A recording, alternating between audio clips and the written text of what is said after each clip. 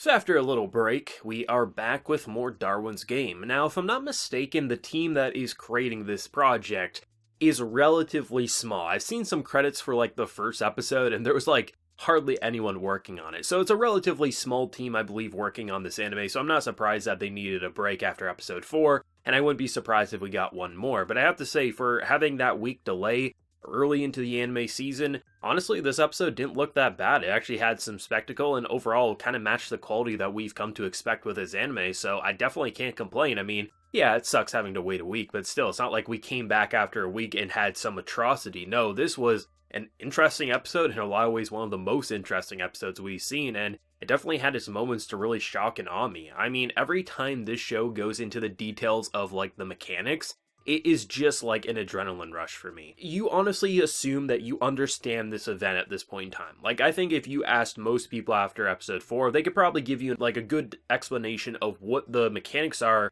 for this timed event, this treasure hunt, and they would feel pretty confident in their answer. But after this week's episode, we learned that we didn't know shit about the event. The fact that these rings is not even just about collecting the rings, but the fact that you kind of have to read the fine print and that there's going to be waves of rings and how each of the gem types for those rings have like some code on it, and it's like, what is the actual objective?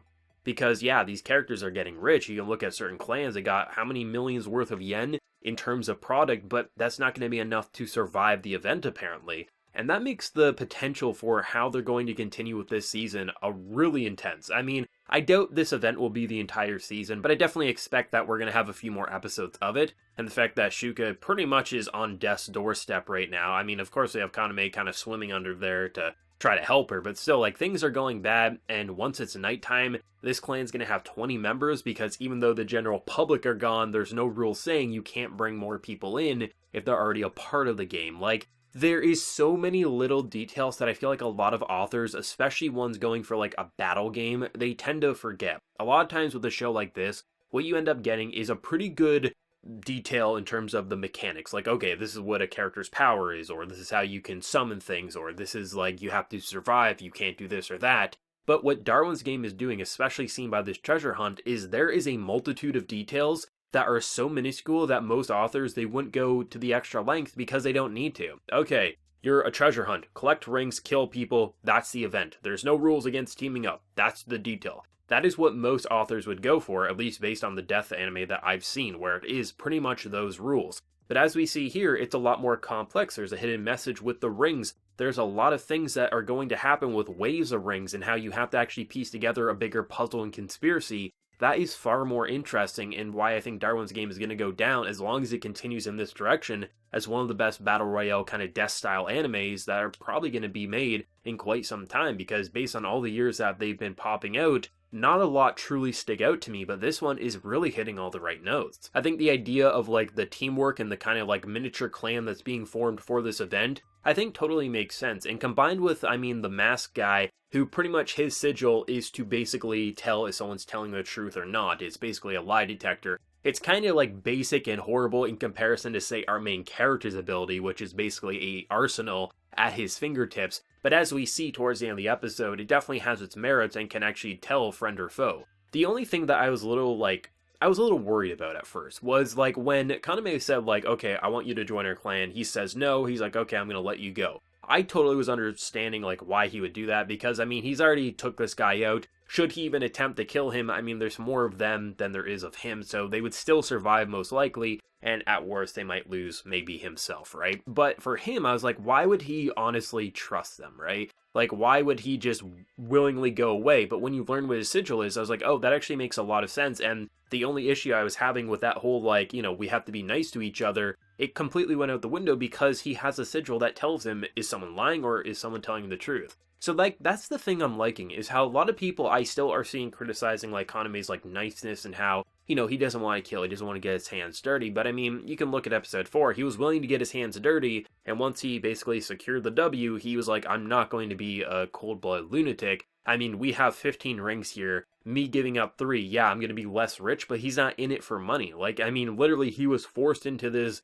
game. All he wants to do is survive and find some way to leave, and until he reaches a point where, like, there's no other option. Either he dies or I die, I mean, there's no reason for him to basically shoot people in the back or just, kill them so he has a few extra rings or maybe they won't have an extra issue. Like, they're completely against clans and just people who are completely ruthless and will do nothing and stop at nothing to be as venomous and to make the most money as possible. So for him to really believe in like, okay, we already defeated you, you really pose no threat, it kind of makes sense for me, and I feel like I'd probably be in the same boat as him. Like, if I was dragged into a game like this, I wouldn't just switch like that. I would rather either be killed or try to form something like him, right? So I'm liking that. I like how they're kind of covering their tracks without making it feel too generic. Sure, some of the dialogue you might be able to say, oh, that kind of just feels like, we're trying to work together, we're trying not to kill. Yeah, that may feel generic at a surface level, but when you like really break down how it's being executed in episodes such as these, you can't really say it feels generic in my honest opinion. And the fact that Shuka, of all characters, actually needed help in this episode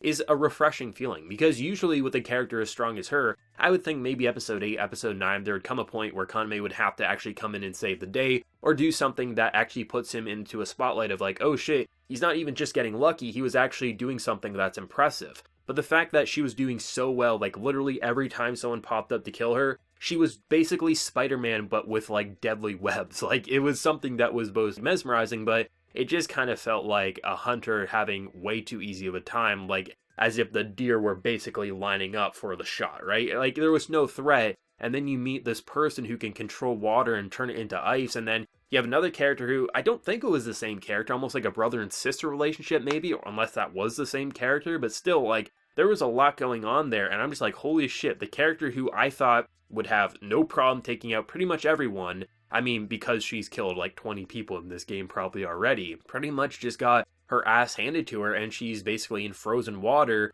basically just struggling to survive. Like, I definitely think she's going to get out of it, because Kaname is going to be there to help her, but at the same time, I'm just like kind of blown away that they're giving us something like this so early. I can probably predict some of which of like how it's going to go. Like, he'll probably have to give her air underwater, so there'll be a kiss sequence, she'll probably get embarrassed, something like that. I wouldn't be shocked if something like that happened, but still, in terms of like him actually being put into a situation where he has to actually maybe kill someone or attempt to kill someone, just be more of a hero than someone running away and actually having to fight for something that he cares for, I think is a really good motivation. It will be really interesting to see where they take that, especially because now his partner is kind of separated, chasing after this girl who's basically like, saying, I don't want to hurt anybody, but she's hiding the truth. Like, there's a lot going on here, and that's exciting. I like how they're overwhelming us with content where we get a good understanding, we slow it down quite enough to make us understand, okay, this event, it just keeps expanding in terms of detail. We understand what's happening, and then we don't understand what's happening, and then there's a new mystery. There's enough detail there, there's enough conversations and downtime,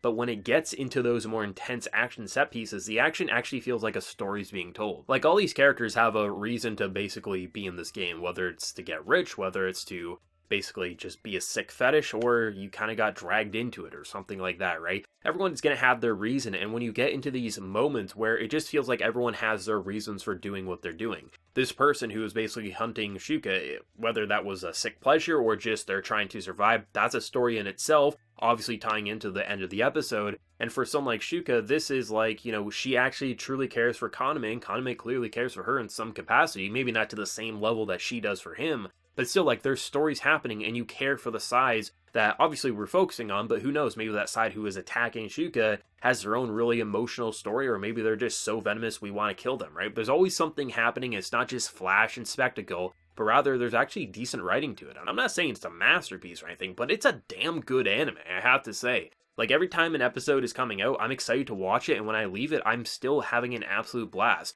The worst episodes were the beginning, honestly. Like, 3 through 5 are just like in a league of their own. Episode 1, great. Episode 2, it's good, but not even close to episode 1. But 3 through 5, hitting it out of the park. Sure, is this going to be a lot of people's wallpapers, just snapping a wallpaper pic every other second? No. It's not the crispest, it's not the sharpest show out there, but it does have style, it does have flair, and it does have an identity that doesn't feel comparable to anything in this winter 2020 season. And the fact that the story is doing its due diligence and actually is making things that feel compelling in terms of world building and character motivations that feel believable, like the whole idea of how they divided the rings, someone actually planting all the traps, it kind of makes sense that you would give them a bigger cut, especially since his entire purpose is about his money in terms of like needing to survive, basically. It just feels like they're covering their tracks in a believable way, and how partnerships and kind of companionship is being formed. it doesn't feel like an asshole, at least in my honest opinion. I really enjoyed episode 5, and I'm dying to see where episode 6 is going to go next week. But as always, let me know your thoughts down in the comment section below. Be it for source material readers, anime originals like myself, what do you think and where you think it's going to go next week? Let me know. Be sure to like the video if you did enjoy it, and remember to hit that subscribe button if you happy new around here. So until next time, everyone, please take care and have a good one.